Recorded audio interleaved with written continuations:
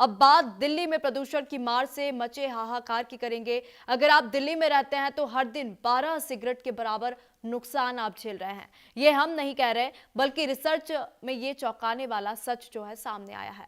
Research में ये दावा किया गया है कि प्रदूषण की वजह से दिल्ली एनसीआर के निवासी बिना सिगरेट पिए ही रोजाना 12 सिगरेट के बराबर नुकसान झेल रहे हैं। प्रदूषण फेफड़ों में गहराई तक पहुंचकर अस्थमा और फेफड़ों के कैंसर का खतरा बढ़ा रहा है। लेकिन सवाल यह है, इस जो भी हालात बन रहे हैं, इसका जिम्मेदार कौन है? प्रदूषण से लोगों का दम घुट रहा है, लेकिन सरकार चेत क्यों नहीं रही? इस पर देखिए एक रिपोर्ट।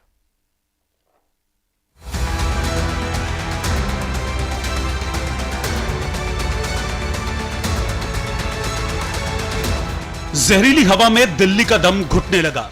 दिल्ली एनसीआर की सांसों पर आपातकाल लग गया। दम घोटू हवा में सांस लेना भी मुश्किल हो गया। देश की राजधानी में प्रदूषण खतरनाक स्तर पर पहुंच गया। सोमवार को कई जगहों पर AQI का लेवल 500 के पार पहुंच गया। दिल्ली में हवा में किस कदर जहर घुला, इसका अंदाजा आप इससे लगा सकते हैं कि सुबह के वक्त आनंद विहार में AQI 493 दर्ज किया गया, बवाना में 472, ITO में 469, वहीं द्वारका में AQI का मीटर 464 पर पहुंचा। इसके अलावा बुराड़ी में 454, मुंडका में 450, चांदनी चौक में AQI लेवल 348 मापा गया। और मैं इस समय आनंद विहार से 1 किलोमीटर दूरी पर खड़ा हूँ। यहाँ सांस लेने में दिक्कत आ रही है। बड़े बुजुर्ग भी बहुत परेशान हैं, बीमार चल रहे हैं। बहुत ज़्यादा हालत खराब है। कंस्ट्रक्शन बंद नहीं हो रहा है, खाली कागजों में काम हो रहा है, जमीन पर कोई काम नहीं हो रहा है। सभी नेता अपने घरों में बैठे हुए हैं, पब्लिक परेशान है, पब्लिक को कोई पूछने वाला नहीं है। प्रदूषण की मार से दिल्ली कराहने लगी, लोगों की मुश्किलें बढ़ने लगी और परेशान चीफ जस्टिस ऑफ इंडिया भी हुए, जिन्होंने सुप्रीम कोर्ट में सुनवाई के दौरान कहा, प्रदूषण को लेकर निर्देशों पर अमल नहीं हो रहा है। अब ऐसे आदेश पारित किए जाएंगे जो प्रभावी हों और जिसका अनुपालन कराया जा सके। लोगों की जीवन शैली नहीं बदल रही। प्रदूषण की मार सबसे ज्यादा गरीबों पर पड़ती है। अमीर लोगों की वजह से गरीब प्रभावित होते हैं। प्रदूषण से बिगड़ते हालात को लेकर मुख्य न्यायाधीश ने साफ कहा कि कुछ निर्देशों को जबरन लागू करना पड़ेगा और प्रदूषण पर सुनवाई के लिए उन्होंने अगली तारीख 17 दिसंबर मुकर्रर की। पूर्ण सम्मान के साथ कह रहा हूँ सुप्रीम कोर्ट के लिए, जिसके लिए सबके दिलों में हाईएस्ट रिगार्ड है। आज वो कह रहे हैं कि ऑनलाइन में हियरिंग करो, ऑनलाइन कोर्ट चलाओ, ये कर रहे। वो तो समझ में बात आ गई, ऑनलाइन चलेगा तो वकीलों का भला होगा, कोर्ट का भला होगा, पोल्यूशन के मामले में थोड़ी राहत मिलेगी। लेकिन अपने देश और खासकर दिल्ली के आसपास के तमाम लोग अभी पोल्यूशन की बात करते करते सबसे ज्यादा सोल्यूशन की ओर देख रहे हैं। सोल्यूशन क्या है?